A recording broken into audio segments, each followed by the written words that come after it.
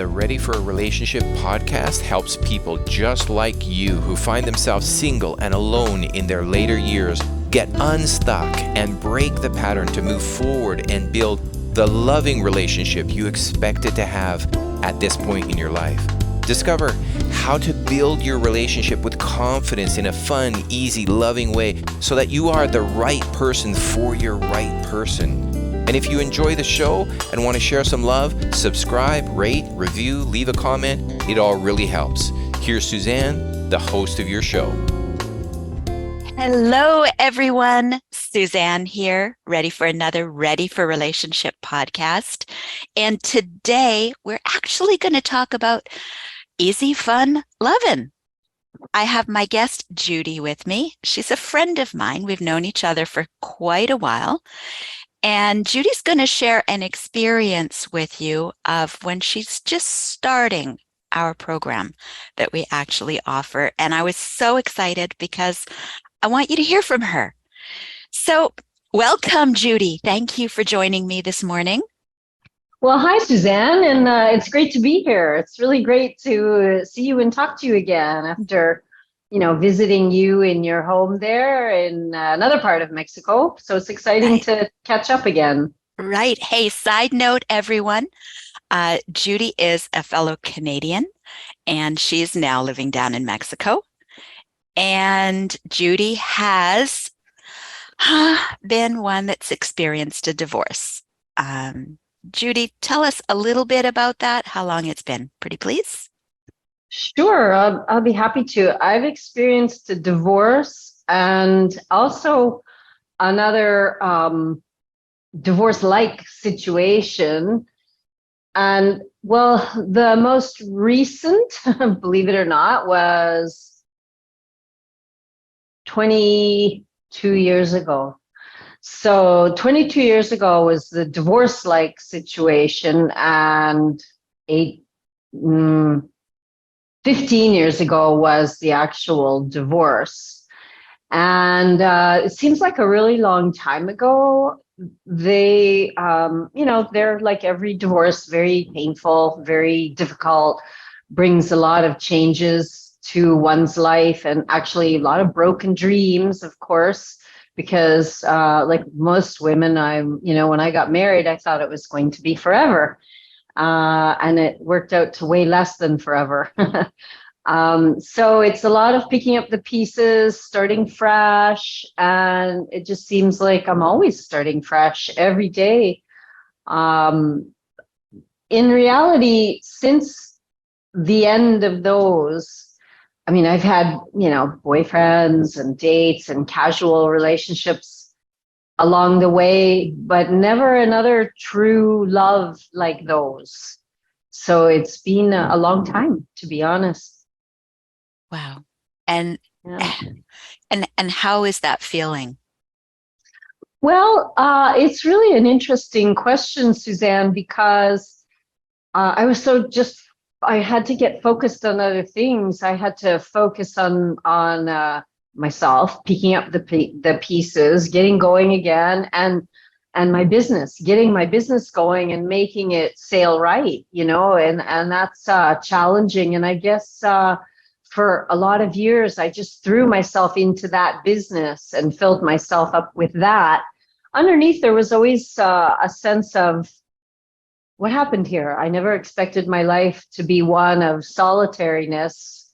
What happened? How come? Well, I wasn't allowing space for it, for one. And also there was a lot of questioning, believe it or not, on what's wrong with me? How come nobody, how come I can't sustain a relationship like my friends seem to be able to do? And so, yeah, it was, some questioning, lonely time, but I'm very just good at filling life up with business, extreme sports, friends. But underneath, there's always that question mark, that hunger, put it that way. Wow. Judi, thank you for opening up and sharing that. It's interesting because even you and I, friends, And I see you, the picture, you're the successful businesswoman, you're active, you seem happy, but of course, underneath, I guess there's always that little bit of, but I'm alone. Yeah, yeah, yeah. It's the older I get too, the harder it is to be alone in a singles world. I was talking to another girlfriend of mine as an example, and it was over something silly like a change in a flight. And I had to decide, okay, this one, this seat, that seat, arrival time. And it's all those little executive decisions that a single person has to make by themselves all the time, day in, day out. Judi, what would you like to have for dinner? Oh, I don't know, Judi, what do you feel like? Where would you like to go? I don't know, it doesn't really matter. Let's have this. What a great idea.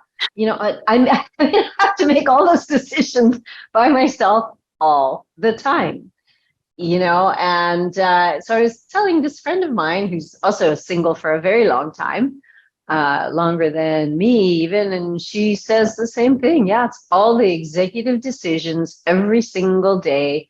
That's tiresome. It's nice to have someone to share life with. Great. In a So meaningful way. of course, yes, I understand that. So what is it you've been looking for and hoping for?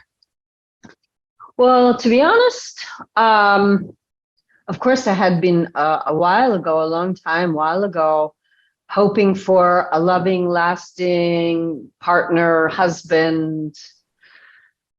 Then I think sometime not too long ago, I just gave up.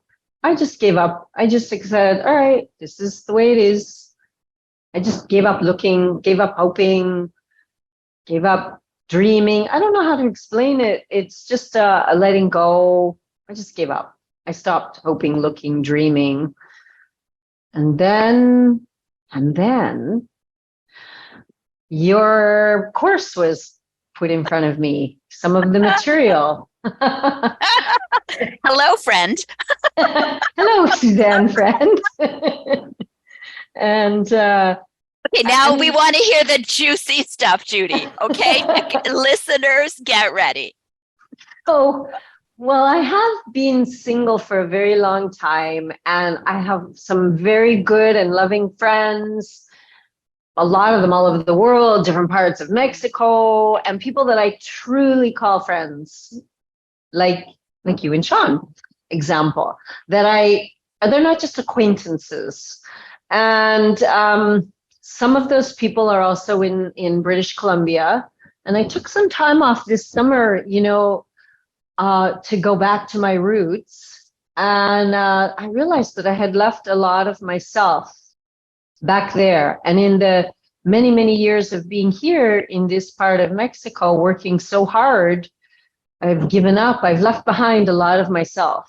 And so along came this course material. At first, I have to tell you, I was skeptical. I'm like, whatever, another mushy course. But I was curious enough to open it and start reading it. And I did. And well, it was right before I was heading to a real estate conference in the northern part of Mexico, right in Tijuana. It was a national conference. And I put it aside. I thought, oh, that's interesting. I'll do it sometime. I'll get to it sometime. We've all had those moments, right? Yes. And those materials that pass in front of us. So going to this conference is kind of where I realized how much had changed. I don't know. I mean, I have not had a lot of male attention in a lot of years. If it's been there, I honestly haven't noticed it, but I can say I've had a lot of really direct male attention or caring. And, I mean, I'm not a stupid person, and a lot of people tell me, not bad looking, but whatever, it just is the way it is. And so I go to Tijuana, and the experience was bookended by two experiences that really left me scratching my head in wonder and curiosity. So the first night, some girls at the conference and we crossed over into San Diego and went shopping, yay. And then I realized when I got back, I really couldn't find what I needed to find, which was some electronic cables and chargers, which I had very cleverly left on the plane to get there. So I go to a mall, buy those things that I need, and the mall's right across from the hotel. And then I saw a grocery store. So I decided to go into the grocery store to get just a few things, to tide me over, because conference food and hotel food is not always the best. So I go into the store and I'm, shopping around, and it's beautiful. It's clean. The aisles are wide. It's empty. There's nobody there.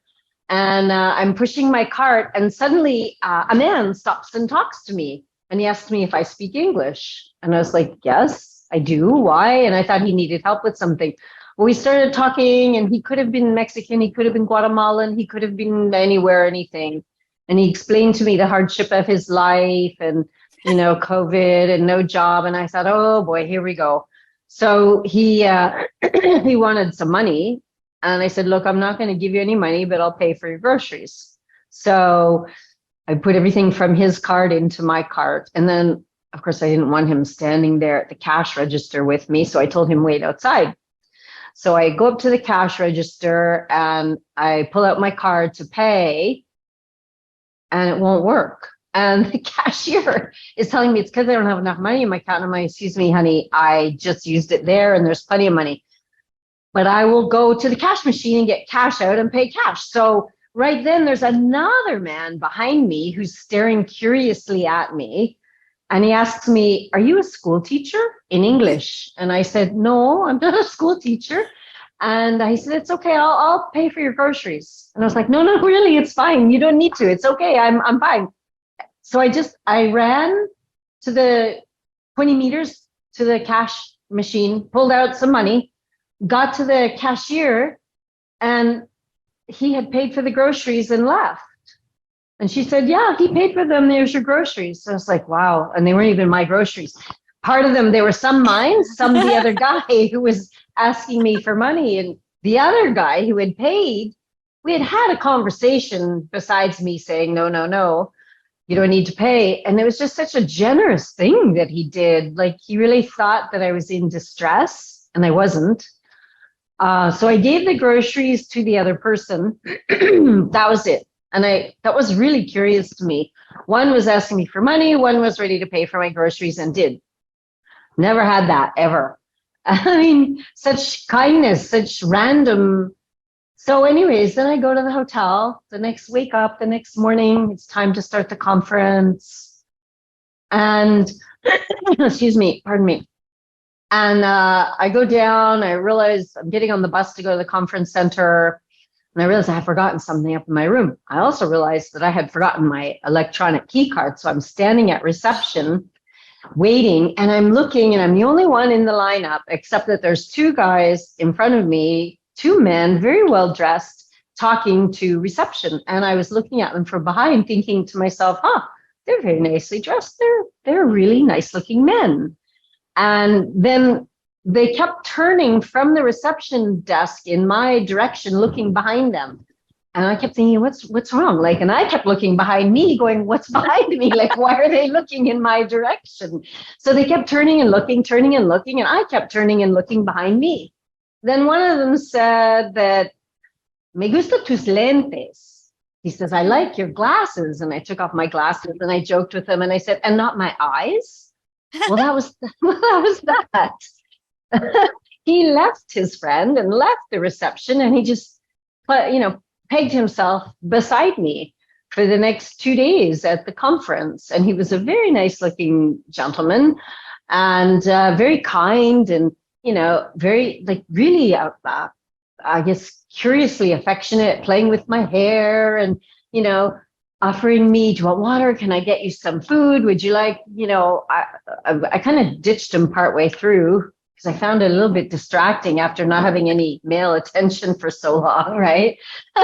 And so then I was sitting in the conference room, dark room, 800 people, somehow he found me and sat beside me. And, it started up again. He wanted to go out that night. It was a conference go out night, and I just didn't want to. So the next day I was on the exhibit floor, just on my own with a bunch of other real estate agents. And, he found me and started telling me that he really missed me at the event last night. How come I didn't come? It's all very unusual to me to have this kind of, and I kept thinking, okay, where's the hidden camera? Is there a joke here? and so anyways, that was that. We, sat for lunch together at the conference. That was that. I had to go the next day to see my friends, Suzanne and Sean. And he walked me to my car. We had changed numbers. And guess what?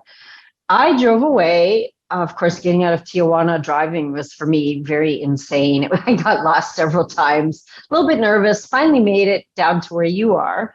And the whole time I had to drive thinking that was just the most curious 2 days ever. I went from not having any real male attention that was meaningful and helpful and kind, a long time, to, the start with the gentleman who offered to pay for my groceries, random act of kindness, to this really affectionate attention by a nicely dressed, well-heeled man. So I drove away thinking, wow, what just happened there? Really, I was quite stumped. And I swear that something had changed. And I think it's just because I became open to this material that came in front of me about your course. And since then, that person from the conference, he and I have spoken a lot on the phone and by text. And he's actually made his way down to this part of the world to spend some time with me. I was like, isn't that awesome? It's awesome. Is this like a Hallmark moment? It's better than that because it's real. It's real.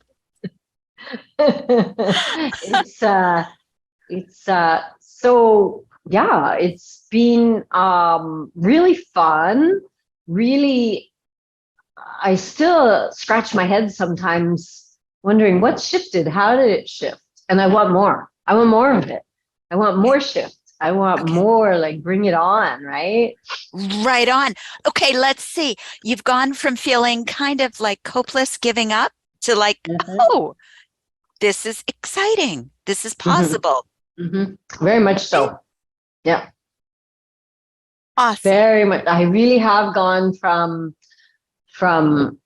hopeless, give up, whatever, this is life, to, oh, there's possibility out there, and in here, in me.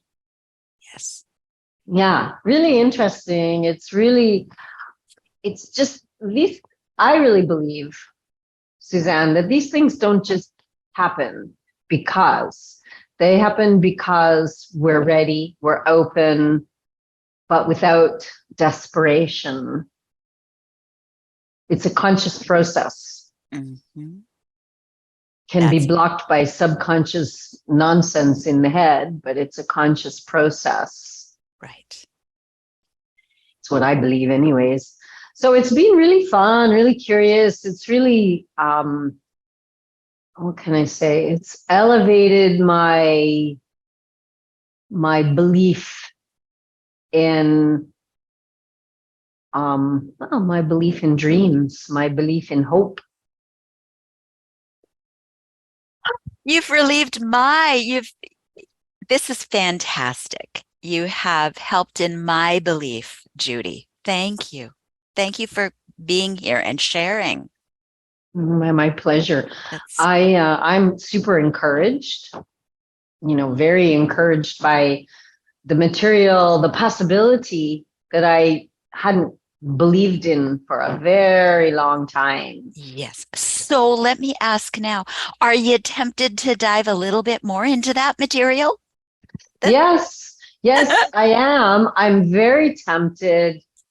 It's just that this time of year, you know, I have so I have a orthopedic medical intervention coming up. It's Christmas, but for sure, probably Perfect between time. Christmas and New Year's, I will.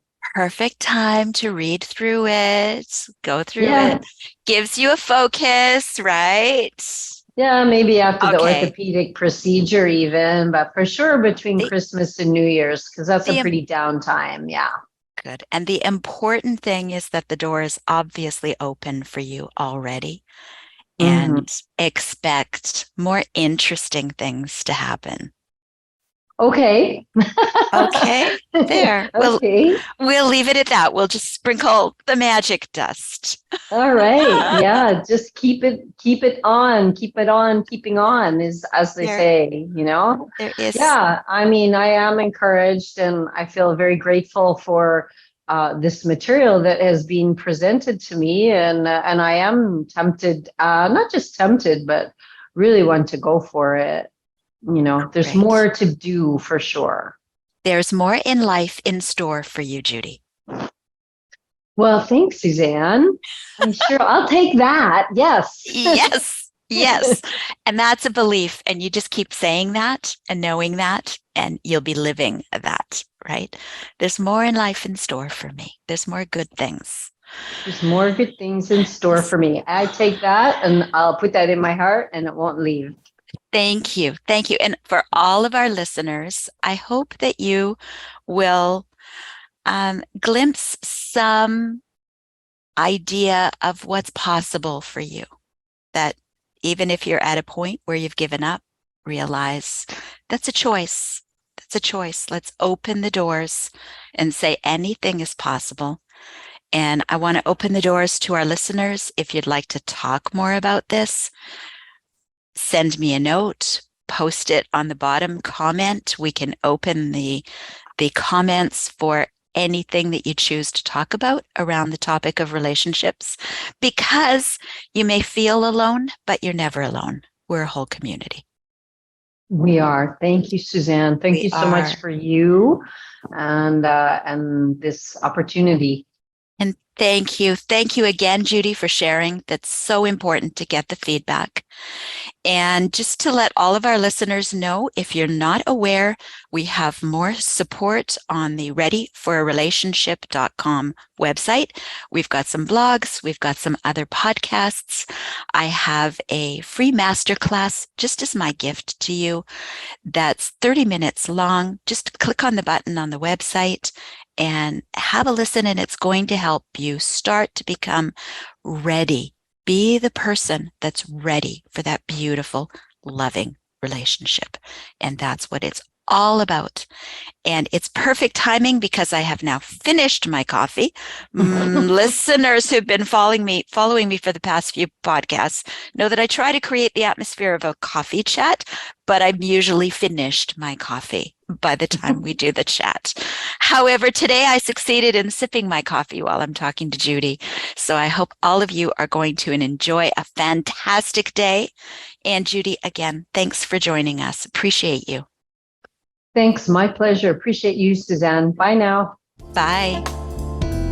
Here we are at the end of the podcast, and you just got some Suzanne loving. If you got value out of this podcast and you want to spread some love too, subscribe, rate, review, leave a comment. And who was it that you were thinking about who could also be uplifted by it? Share it with them now. Catch you next time.